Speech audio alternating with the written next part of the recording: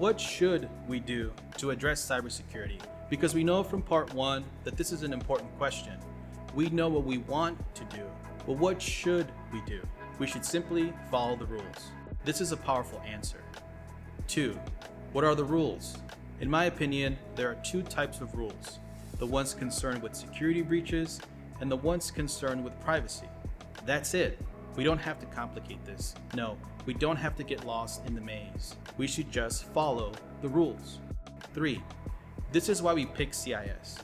We picked CIS in part 1, and if you haven't seen part 1, please click pause, go check out that video, and come back. CIS is a set of rules. We're not going to waste money, we're not going to waste time. We're just going to follow the rules and implement the controls that enforce the rules. And you know what? Rules are important. If you're playing football, basketball, there's no way to win if you don't know the rules. 4. You as an architect understand rules. You understand planning rules, for example, setbacks, frontages, maximum allowable heights, historic preservation rules. In other words, you understand big picture rules, legislations, ordinances, but you also understand building rules. You're very aware of rules that apply to granular fine details. You understand building codes, you understand building assemblies, and you work with your contractors very well. Rules about security breaches can be thought of as planning rules, big picture rules, infrastructure, firewalls, servers, agreements.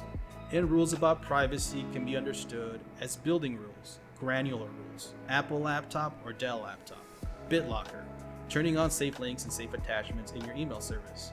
The details. What should we do? We should follow the rules. Bonus round. Let's talk about apps. With this in mind, how would I deliver dynamo scripts to my team securely to help them with room renumbering, for example? Should I just copy the definitions to their C drive and hope for the best? No. I would use Orkestra, and I would turn on BitLocker. Cybersecurity is not about limitations. It's not about saying no to everything. No. No, cybersecurity is about peace of mind.